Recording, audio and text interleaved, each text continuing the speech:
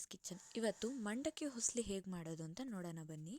ಮಂಡಕ್ಕಿ ಹುಸ್ಲಿ ಮಾಡೋದಕ್ಕೆ ಬೇಕಾದ ಇಂಗ್ರೀಡಿಯೆಂಟ್ಸ್: ಈರುಳ್ಳಿ, ಕಡಲೆಬೇಳೆ, ಉದ್ದಿನಬೇಳೆ, ಹಸಿಮೆಣಸಿನ್ಕಾಯಿ, ಸಾಸಿವೆ, ಕಡಲೆಬೀಜ, ನಿಂಬೆಹಣ್ಣು, ಕರಿಬೇವು, ಕೊತ್ತಂಬರಿ, ಕಾಯಿ ತುರಿ. ನಾನು ಇಲ್ಲಿ ಆ್ಯಡ್ ಮಾಡಿಲ್ಲ, ಬೇಕಾದರೆ ನೀವು ಆ್ಯಡ್ ಮಾಡ್ಕೋಬೋದು. ಒಂದು ಬಾಣಲಿಗೆ ನಾನಿಲ್ಲಿ 8 ಕಪ್ ಪೂರಿನ ನೀರಲ್ಲಿ ನೆನೆಸಿ ಇಡ್ತಿದ್ದೀನಿ 2 ನಿಮಿಷಗಳ ಕಾಲ. 2 ನಿಮಿಷ ಆದಮೇಲೆ ನೀರಲ್ಲಿ ನೆನೆಸಿಟ್ಟಿರೋ ಪೂರಿನ ಬೇರೆ ಬಾಣಲಿಗೆ ಸ್ಕ್ವೀಸ್ ಮಾಡಿ ನೀರನ್ನೆಲ್ಲ ಕಂಪ್ಲೀಟಾಗಿ ತೆಗೆದು ಬೇರೆ ಬಾಣಲಿಗೆ ಎತ್ತಿಟ್ಕೋಬೇಕಾಗತ್ತೆ. ಪಾತ್ರೆನ ಬಿಸಿಗಿಟ್ಟಿದ್ದೀನಿ. ಬಿಸಿ ಆಗಿರೋ ಪಾತ್ರೆಗೆ ನಾನು 2ರಿಂದ 3 ಟೇಬಲ್ ಸ್ಪೂನಷ್ಟು ಅಡುಗೆ ಎಣ್ಣೆ ಹಾಕಿದ್ದೀನಿ. ಅಡುಗೆ ಎಣ್ಣೆ ಕಾದ್ಮೇಲೆ ನಾನು 1 ಟೇಬಲ್ ಸ್ಪೂನಷ್ಟು ಸಾಸಿವೆ ಹಾಕ್ತೀನಿ. ಆಮೇಲೆ ಉದ್ದಿನಬೇಳೆ ಹಾಕಿದ್ದೀನಿ 1 ಟೇಬಲ್ ಸ್ಪೂನ್. ಆಮೇಲೆ 1 ಟೇಬಲ್ ಸ್ಪೂನ್ ಕಡಲೆಬೇಳೆ. ಆಮೇಲೆ 1 ಇಡಿ ಅಷ್ಟು ಕಡಲೆಬೀಜ ಹಾಕಿದ್ದೀನಿ. ನಿಮಗೆ ಎಷ್ಟು ಬೇಕೋ ಅಷ್ಟು, ನೀವು ನಿಮ್ಮ ಮನೆಯಲ್ಲಿ ಎಷ್ಟು ತಿಂತೀರಾ ಕಡಲೆಬೀಜ ಅನ್ನೋದ್ರ ಮೇಲೆ ನೀವು ಹಾಕ್ಕೋಬೋದು. ನಾನು 1 ಇಡಿಯಷ್ಟು ಕಡಲೆಬೀಜ ಹಾಕಿದ್ದೀನಿ.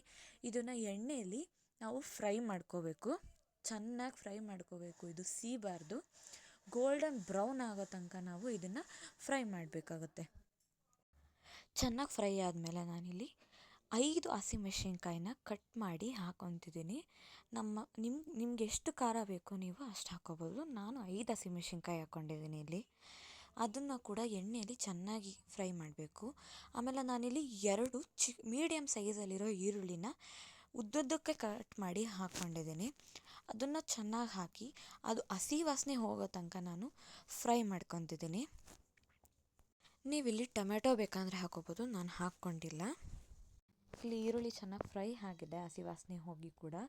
ನಾವು ಇದಕ್ಕೆ ಉಪ್ಪು ಹಾಕ್ಕೋಬೇಕಾದ್ರೆ ನೋಡ್ಕೊಂಡು ಹಾಕ್ಕೋಬೇಕು, ಯಾಕಂದರೆ ಕಡಲೆಪುರಿಯಲ್ಲಿ ಉಪ್ಪಿರುತ್ತೆ, ನೋಡ್ಕೊಂಡು ಹಾಕ್ಕೋಬೇಕು. ಇವಾಗೆಲ್ಲ ಚೆನ್ನಾಗಿ ಫ್ರೈ ಆಗಿದೆ, ಹಸಿ ವಾಸನೆ ಹೋಗಿ. ಇವಾಗ ಕಡಲೆಪುರಿನ ಹಾಕ್ಕೊತಿದ್ದೀನಿ. ನೆನೆಸಿಟ್ಟಿದ್ದಿದ್ದು ಕಡಲೆಪುರಿನ ಸ್ಕ್ವೀಸ್ ಮಾಡಿ ಹಾಕಿರ್ತೀವಲ್ಲ, ಅದನ್ನ ಹಾಕ್ಕೊಂಡಿದ್ದೀನಿ. ಆಮೇಲೆ ಇದನ್ನ ಚೆನ್ನಾಗಿ ಮಿಕ್ಸ್ ಮಾಡಬೇಕು. ಸ್ಟವ್ನ ಆಫ್ ಮಾಡಿಬಿಟ್ಟು ಮಿಕ್ಸ್ ಮಾಡಬೇಕು. ಸೊ ಫೈನಲಿ ಎಲ್ಲ ಮಿಕ್ಸ್ ಮಾಡಿ ಆಗಿದೆ. ಸೊ ನಾನಿಲ್ಲಿ ಅರ್ಧ ಹೋಳಷ್ಟು ನಿಂಬೆಹಣ್ಣು ರಸನ ಅದ್ರ ಮೇಲೆ ಹಾಕ್ಕೊತಿದ್ದೀನಿ. ಮೇಲೆ ಹಾಕ್ಕೊಂಡು ಚೆನ್ನಾಗಿ ಮಿಕ್ಸ್ ಮಾಡಿದ್ರೆ ಬಿಸಿ ಬಿಸಿ ಮಂಡಕ್ಕಿ ಹುಸ್ಲಿ ಸವಿಯಲು ಸಿದ್ಧ.